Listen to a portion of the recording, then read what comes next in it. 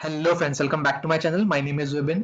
सो guys, Wipro के quarter to के नतीजे आ गए, रिजल्ट्स आ गए। साथ ही साथ जिस न्यूज़ का सबको इंतजार था, जिसके लिए सब लोग वेट कर रहे थे, यहाँ पे इन्होंने कंफर्म कर दिया है बाय बैक ये लोग करने वाले हैं 400 के रेट से। तो हम इसके रिजल्ट्स के थोड़े डिटेल्स देखेंगे, साथ ही साथ हम यहाँ पे जो बाय बैक के डिटेल्स है वो भी देखेंगे। सो आगे इसमें स्ट्रैटेजी क्या होनी चाहिए और बाय बैक के लिए क्या हमें इसमें एंट्री लेनी चाहिए, ये हम वीडियो में आगे देखेंगे। सो गाइस, आपके सामने यहाँ पे जो विप्रो के रिजल्ट लगाए हुए हैं, आप देख सकते हैं सितंबर मंथ में जो है 128,750 का इसने प्रॉफिट दिखाया है। ये नंबर्स मिलियन में है। अगर हम कंपेयर करें इसको ईयर ऑन ईयर से, तो आप देख सकते हैं सितंबर 2019 में इसने जो है 131 का इनकम दिखाया था, जो कि घट के यहाँ पे आपको लगभग 3% से कम दिख रहा है। अगर हम पिछले क्वार्टर से कंपेयर कर रहे हैं, क्वार्टर वन से, तो आप देख सकते हैं पिछले क्वार्टर के मुताबिक थोड़ी इनकम यहाँ पे ज्यादा दिखाई दे रही है आपको।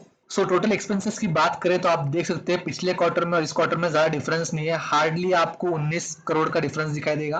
अगर हम पिछले ईयर से कंपेयर करते हैं तो आपको नोटिसेबल यहाँ पे डिफरेंस दिखाई देगा। पिछले ईयर में 103 था, जबकि इस ईयर में जस्ट 100 है। अगर हम टैक्स निकालने के बाद प्रॉफिट देखें तो यहाँ पे आपको 22,440 दिख रहा है, जबकि पिछले साल में 22,470 था। तो ये ऑलमोस्ट सेम था, ज्यादा डिफरेंस नहीं है। बट अगर हम पिछले क्वार्टर से, क्वार्टर वन से कंपेयर करते हैं तो यहाँ पे 21,926 था, जबकि यहाँ पे 22,440 है। अगर हम ईपीएस की बात करते हैं, अर्निंग पर शेयर, तो अर्निंग पर शेयर काफी ज्यादा बढ़ गया है, 3.94 है करंटली। अगर पिछले क्वार्टर की बात करें तो पिछले क्वार्टर में 3.85 था, और पिछले साल की बात करें तो पिछले साल इस क्वार्टर में जो है 3.79 था। अगर समराइज करें तो कंपनी के प्रॉफिट्स अच्छे, कंपनी के प्रॉफिट्स अच्छे दिखाए। अगर आप कंपेयर करोगे पिछले साल या पिछले क्वार्टर से, तो लगभग फ्लैट ही बोलेंगे, ज्यादा डिफरेंस यहाँ पे दिखाई नहीं दे रहा है। ज्यादा भी यहाँ पे आपको डिफरेंस दिखाई नहीं देगा। अगर कोई डिफरेंस दिखाई दे रहा है तो यहाँ पे डेफर्ड टैक्स की वजह से आप देख सकते हैं पिछले साल यहाँ पे 15 का डेफर्ड टैक्स था। बस अगर नेट ऑन नेट देखें तो रिजल्ट अच्छे, रिजल्ट बुरे नहीं है। आउटस्टैंडिंग तो नहीं है, ऑब्वियसली ऐसा कुछ नहीं है कि बहुत अच्छा प्रॉफिट दिखा है कंपैरेटिवली पिछले क्वार्टर या पिछले ईयर से, बट स्टिल यहाँ पे एक डिसेंट रिजल्ट है। करंट सिचुएशन में जैसे दूसरे सेक्टर्स लॉस रिपोर्ट कर रहे हैं, इन्होंने वैसा कुछ नहीं किया, इन्होंने अच्छा खासा तगड़ा प्रॉफिट ही दिखाया हुआ है। अब आते हैं हमारे इंपॉर्टेंट न्यूज में, जो कि शेयर बायबैक। आप देख सकते हैं कंपनी ने आज ऑफिशियली अनाउंस कर दिया है लगभग 23 करोड़ 75 लाख शेयर का। अगर रुपीज में देखें तो 9,500 करोड़ रुपीज आपको यहाँ पे दिखाई देंगे, और ये जो टोटल साइज है बायबैक का, ये ऑलमोस्ट बनता है around 4.16% total paid up capital का। सो यहाँ पे नंबर्स और वैल्यू दिए हुए हैं, बट यहाँ पे एग्जैक्टली डेट्स दिए नहीं हुए। डेट्स को आई बिलीव ऑलमोस्ट 2 महीने तो लग सकते हैं आते आते। सो आप देख सकते हैं विप्रो आज जो है 375 पे क्लोज हुआ है, और ये जो बायबैक आया है अराउंड 400 का बायबैक है, यानी कि 25 रुपीज प्रीमियम पे ये लोग शेयर खरीदने वाले हैं, यानी कि ऑलमोस्ट जो है 6% का यहाँ पे इन्होंने प्रीमियम प्राइस दिया हुआ है। अगर पिछले 6 महीने का डेटा देखें तो आप देख सकते हैं शेयर काफी ज्यादा भाग चुका है। अराउंड अप्रैल 15 को ये शेयर 186 पे ट्रेड कर रहा था, आज ऑलमोस्ट डबल हो चुका है उसके उस रेट से। सो गाइस, अगला क्वेश्चन आता है कि यहाँ पे इन्वेस्ट करना चाहिए या नहीं करना चाहिए।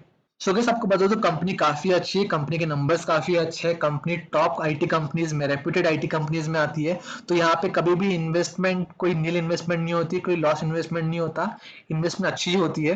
बट अगेन आपको ये कंसिडर करना है कंपनी का ट्रैक रिकॉर्ड। आप देख सकते हैं कंपनी काफी टाइम से एक रेंज में चल रही थी, अब जाके इसने एक ब्रेकआउट दिया है। ब्रेकआउट की वजह यह है कि आईटी सेक्टर ओवरऑल अच्छा चल रहा है, आईटी सेक्टर ओवरऑल एक अच्छा रैली दे रहा है, तो उसमें इसने पार्टिसिपेट कर लिया।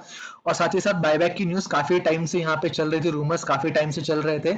आज बट ऑफिशियली एक कंफर्मेशन आया कि बायबैक होने ही वाला है। सो ऑलरेडी इसने इसके एक रैली में जो है बायबैक का प्राइस एड ऑन कर लिया है। सो अगर किसी का इंटेंशन ओनली बायबैक में पार्टिसिपेट करने के लिए है, तो आई डोंट थिंक ये वाइज डिसीजन होगा, बिकॉज नॉर्मली बायबैक का यहाँ पे एक्सेप्टेंस रेशियो होता है 20% 30%, यानी कि अगर आपके पास 100 शेयर है तो वहां पे आपसे हार्डली जो है 10 से लेके 30 शेयर तक आपके एक्सेप्ट हो सकते हैं। बट उसके बाद जो आपके पास 70 शेयर रह जाएंगे, वो आप पे बर्डन ना बन जाए, वो आप यहाँ पे हाई पॉइंट पे एंट्री ना ले, वो आपको ध्यान रखना है। सो अगर आपका शॉर्ट टर्म इंटेंशन है कि बस यहाँ पे बायबैक में पार्टिसिपेट करना है, तो आपको आई डोंट थिंक कि यहाँ पे इन्वेस्ट करने की जल्दी करनी चाहिए, या फिर आपको यहाँ पे इन्वेस्ट करना चाहिए इस करंट प्राइस पे, क्योंकि ये हाइट अप प्राइस है, काफी हायर रेंज पे दिख रहा है। बट अगर आप यहाँ पे लॉन्ग टर्म के लिए होल्ड कर सकते हो लगभग 1 साल से ज्यादा, तो आई थिंक यहाँ पे आपको डिसेंट रिटर्न्स दिखाई दे।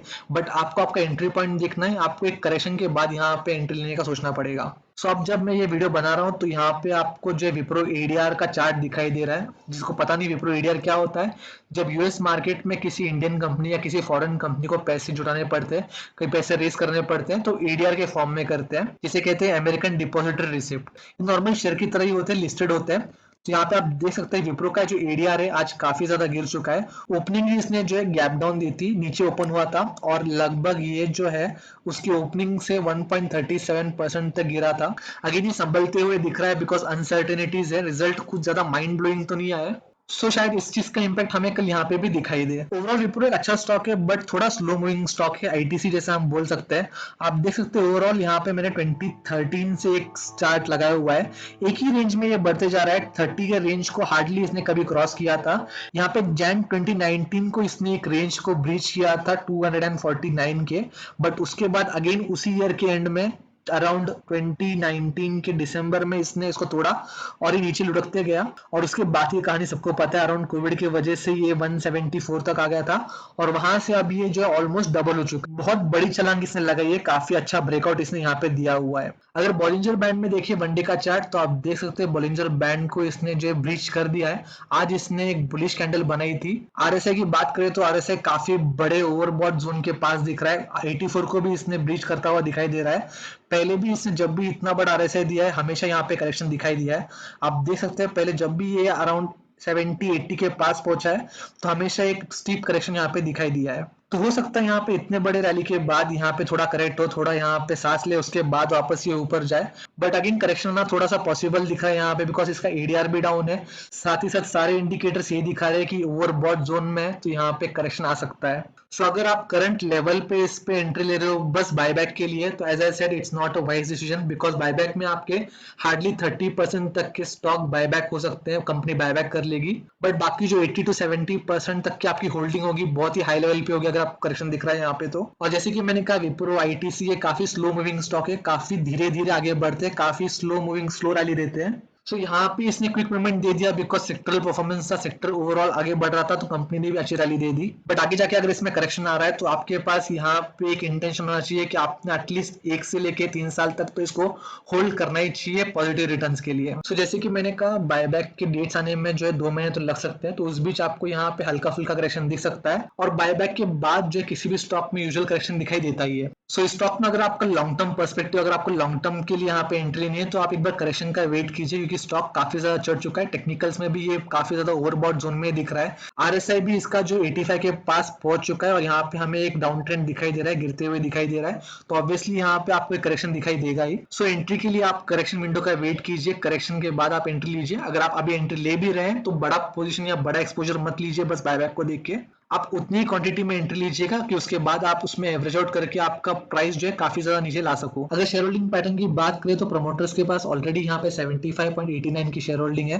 अगर यहाँ पे और ये लोग ऐड करते हैं तो इनका ऑलमोस्ट 80% तक शेयर होल्डिंग पैटर्न चला जाता है। यहाँ पे रिटेलर्स के पास ऑलरेडी 2.13 और 16.5 यानी कि लगभग 8 या 9% का यहाँ पे होल्डिंग दिखाई दे रहा है। इंश्योरेंस कंपनी यहाँ पे कोई इन्वेस्टमेंट करती हुई दिखाई नहीं दे रही है। म्यूचुअल फंड भी काफी नेग्लिजिबल होल्डिंग यहाँ पे रख रही है 1.45 की। एफआईआईज और डीआईएस के पास जो 8.66 और 9.3 की होल्डिंग दिखाई दे रही है। सो ये बात तो क्लियर है कि यहाँ पे बायबैक के बाद प्रमोटर्स की होल्डिंग जो 80% के आसपास जा सकती है। तो हो सकता है इतना बड़ा होल्डिंग रखने के बाद एज पर सेबी रूल, क्योंकि सेबी का रूल कहता है प्रमोटर्स के बाद 75% से ज्यादा होल्डिंग रहनी नहीं चाहिए। सो हो सकता है 2 से 3 साल के बाद डाउन द लाइन आपको यहाँ पे कोई एफएस या ऐसा कोई कॉर्पोरेट एक्शन दिख सकता है यहाँ प्रमोटर्स की होल्डिंग कम करने के लिए। सो ओवरऑल समराइज करने के लिए कहूँ तो शेयर अच्छा है, नंबर्स अच्छे, कंपनी तगड़ी है, कंपनी का रेपुटेशन अच्छा है।